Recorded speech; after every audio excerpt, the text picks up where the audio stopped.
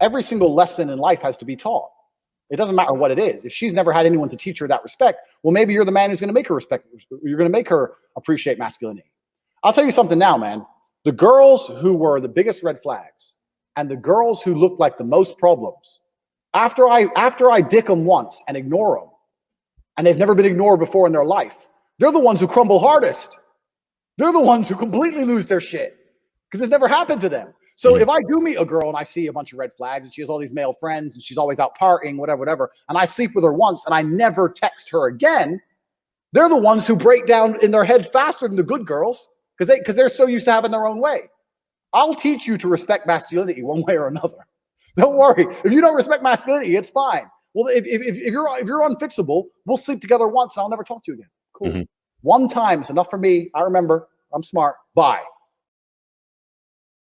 When a woman likes a guy, you have no idea, unless you've been in this situation, how powerful this is. She will pursue him to the end and back. She will give her all to him. I have seen women, when they have high enough desire for a guy, they will consistently do things for him. They will try to be as sweet as possible towards him. They will constantly ask him different things if she can help him out in any way. She subconsciously desires to chase a man's approval and a man's validation. Why? Because she wants that attention. She wants to feel desired.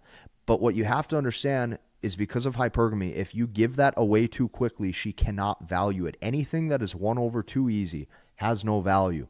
Scarcity and value have an inverse relationship. So the proof of this is you have to look at what they respond to. Recognizing the difficulties of modern dating and the pressures imposed by societal expectations, a single woman expresses her desire for love and companionship. She longs for a real connection where respect, mutual understanding, and shared values are the foundations of a meaningful relationship. She does, however, acknowledge that the dating scene of today has become increasingly complicated. The feminist approach, which places an emphasis on independence and self-sufficiency, is one of the obstacles she must overcome. Be honest. Okay, please don't tell the new age feminists this, but I would 100% rather stay home, cook and clean. 100% rather do that, okay? I love to cook and I love to clean and organize. Feminist, I know, okay? I love to cook good food and I love to clean and I love to do it for my man. Truly, I do. However, if that's expected outside of marriage, hard pass. Actually sounds like you're taking care of a child. But the look on a man's face, would you cook for him, clean for him, do anything to please him? That's what it's all about. Having him admire you with his blissfully happy eyes. It melts your heart. There's just something in me as a woman that makes me feel like this whole trad wife living isn't such a terrible thing. Why did we actually want to work? What was the idea or perspective of pursuing a career? There is nothing more satisfying than having a man that takes care of you. A gentleman that provides for you. You don't have to worry about anything. If you do that, I'll cook and clean all day. Why would I complain? I'll make you an incredible 5-course meal if it means I can stay at home. We fight for again as women because I'd much rather be exhausted from cooking and cleaning for my family than be exhausted as a career-driven woman working a job I don't like. Well, hate me all you want, but I'd 100% rather stay home and be provided for by my man and take care of him in return. I had an older lady tell me, she's, I think, just past 40, and her husband, I think, is like in his late 30s, like so maybe like 41 and 39. They've been married for a while. I was talking with her about some problems we were having in our marriage, and she said, Joyce, what it sounds like to me is that your issue is that you are married to a real man, and a real man is not going to be ruled by a woman. And that hit me like a ton of bricks, and it immediately came to my mind when I was reading this excerpt. When she says, don't go down the path of expressing criticism, disapproval, and an ultimate lack of acceptance for your husband because it may cause rebellion, she's telling the truth. A real man is not going to allow himself to be a pushover to the woman he has chosen. These values are empowering, but they can sometimes be misunderstood or taken too far, making it feel like you're alone. The accentuation on confidence and self-strengthening, however critical, may accidentally make obstructions in framing close, personal associations. Moreover, a culture of self-fixation, where individual accomplishments and self-advancement are frequently focused on, can additionally remove people from the weakness and receptiveness required for profound connections. She is caught between wanting to connect with others on a deeper level and maintaining her independence. He's so nice, and he's the guy that I should want. But it's like I need a little bit of like a, you're going to send me to the psych ward, and it's just not giving that. Hola, mis cabroncitos. Guess what? I'm still single. No husband. No boyfriend. No Sancho. No sneaky link. Not even a girlfriend. I will meow for you. I would bark for you. I would oink for you. I would bleat for you. I would honk for you. I would glub glub for you. I would caw caw for you. I would roar for you. I would do anything. Someone just please love me. Please. This is what happens when men stand firm and hold the line. It's clear that reality has hit this woman hard, leading her to express such sentiments. It sounds like she would want to be submissive to a man now, something she likely didn't consider back in her prime. Probably because she can't handle the load by herself anymore. It's basically a cry for help, and you can hear the desperation in her voice. Now it's clear that the power she once had is fading, and she's realizing that men aren't willing to settle for less anymore. Congratulations for snapping back to your senses, lady, but it's too late. Guess what? It's another fall, and I'm still single. You want to know why? Because you won't stop playing games. But I want to go apple picking. I want to cop pumpkins.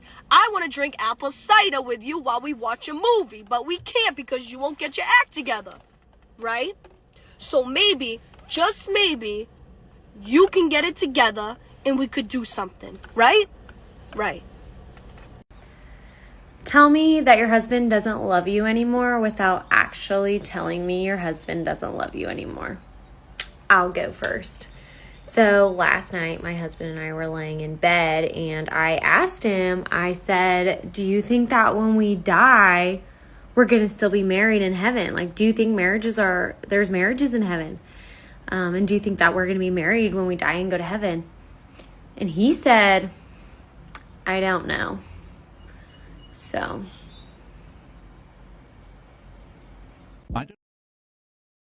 All right, y'all. Here's the question. Why do men tend to marry more average-looking women than 8, 9s, and 10s? Well, y'all, your girl got an answer for you. I did some research, so let's get into it. So the Journal of Personality and Social Psychology did a study. Men were asked to indicate what they preferred in a mate: physical attractiveness, earning potential, or personality traits. And as we know, chose physical attractiveness. The study paired them with their ideal type and allowed them to have a conversation. Unfortunately, after that conversation, most men lost interest. Psychotherapists from the study said this: men long term looking for qualities that make them feel comfortable and empowered, and the ability to trust their partner. There was more insecurity expressed when dealing with more beautiful women, the fear of losing them to other suitors. Men tend to select someone who seems like a more reasonable option and doesn't stretch them out of their comfort zone. It's an evolutionary thing. Men ended up liking the women they liked more as people than the women that were most attractive.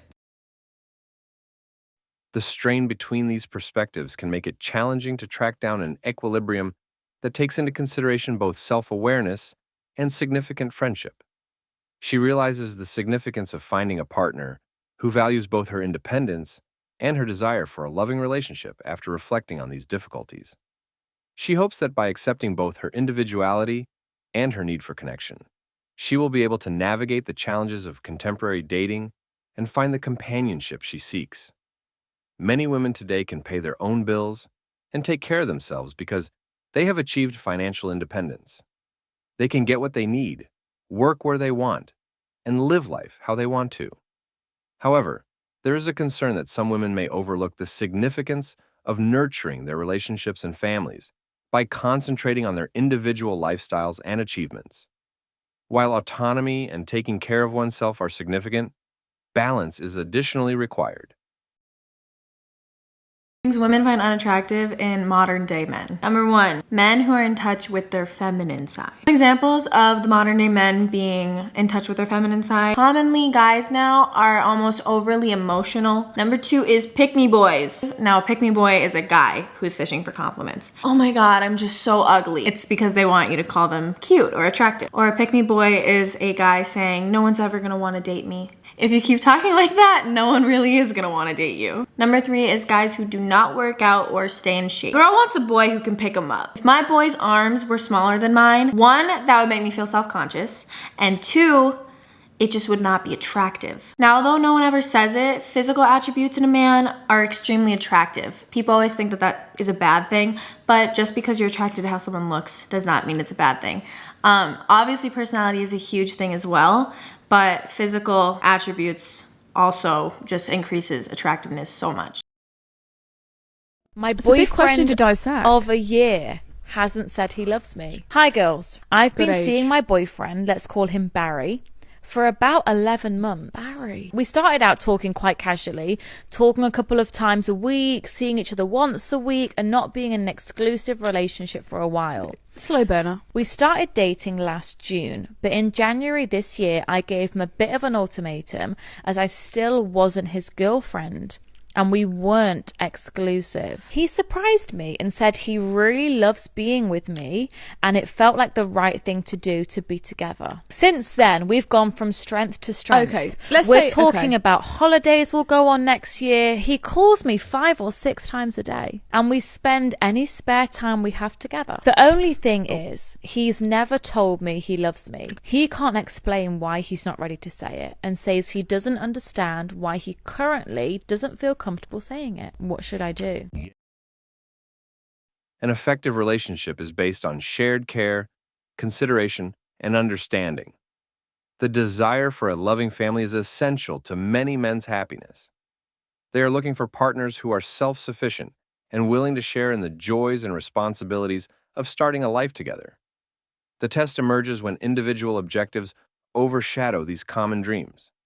Imagine that a woman puts her own needs and interests first, such as her career goals or appearance, without taking into account the emotional and familial aspects of a relationship. All things considered, it can prompt a distinction. The relationship may become strained as a result of her neglect of her partner's needs and the shared objective of raising a loving family. A solid relationship requires the two accomplices to put time and exertion into sustaining it. In addition to individual success and personal care, being present for one another, comprehending each other's requirements, and cooperating toward common objectives are also important. A more satisfying and harmonious relationship can be achieved by striking a balance between one's own aspirations and their partners. I've had 6 BBLs, 5 boob jobs, a tummy tuck, a gastric sleeve, 6 rounds of liposuction. And are you done? No. And a lot of the influencers who you'd know of, they're on TV shows, were paid by them to actually attack me on Instagram. He said, how does it make you feel that you spend £40,000 and you still look the way you do? This comment is really funny because I very much doubt that. Because first of all, I'm hot. Secondly, y'all are so desperate. I will have men in my DMs when I'm 80. My grandma, my great-grandma, she had like 4 boyfriends, 4 or 5 boyfriends before she died, and no one knew. Like, none of her boyfriends knew about each other. And they all showed up at her funeral. And I have her genes. So, I'm not worried. I'm not too worried. This woman is clearly delusional. Calling herself hot is quite a stretch, because if she truly were, she wouldn't have any trouble getting a man to take her seriously. Instead, she seems to be struggling to attract the kind of commitment she claims to want. I'm guessing her plan is to follow in her grandma's footsteps, just having 4 boyfriends and no husband. It's as if she's more interested in playing the field than settling down, which explains why no serious man wants to stick around. She might talk a big game, but actions speak louder.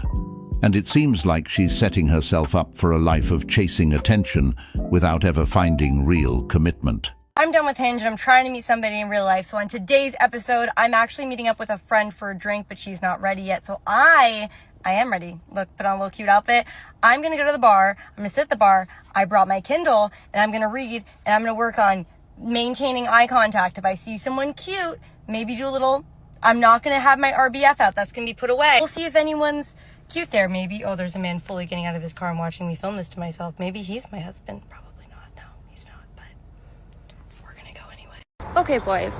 I'm a single 30-year-old woman. I do my own yard work. I pay my own bills. I pay my own taxes. I keep my dog alive, wherever he is. What am I doing wrong? I'm sorry, guys, but just a quick PSA. If you're a woman in today's society and you're single and you go out on dates, please, please, please, do not pay for your drinks unless you don't value yourself or your food. If someone is taking time out of your day where you're getting dressed, you are putting your makeup on, you are just making yourself available for someone, the least they could do is offer to pay for you. And if they can't do that, that is, in my opinion, not okay. But if you're okay with that, you do your own thing. I'm just sick of people coming for me and trying to tell me that my standards are classist or wrong. That's how I was raised. I was raised to be treated like a princess, as I should be, and as most women should be as well. But if you don't want to be treated like a princess and you're sensitive to all the little things, then go for 50-50, babe. Just don't come for me for not wanting it. That entitlement alone would leave a nasty taste in a man's mouth. What she's basically saying is that her time is more valuable than yours, and because she took time to get dressed to be presentable at a date, just like the man should pay. A man does not care about your makeup, fake eyelashes, or any types of drawings you're adding on. She also mentioned that most women should be treated like a princess. But the problem with that is the fact that most of these women do not possess princess qualities. Nowadays, all they're looking for is a free meal to get their bellies full and then ghost you. If she's not putting out as much as you do, she isn't interested. She has to respect your time as well. You cannot date a woman who thinks her time is more valuable than yours. It never works. I re-downloaded Hinge and I automatically deleted it again. It is scary out here. I got even sadder and I was like,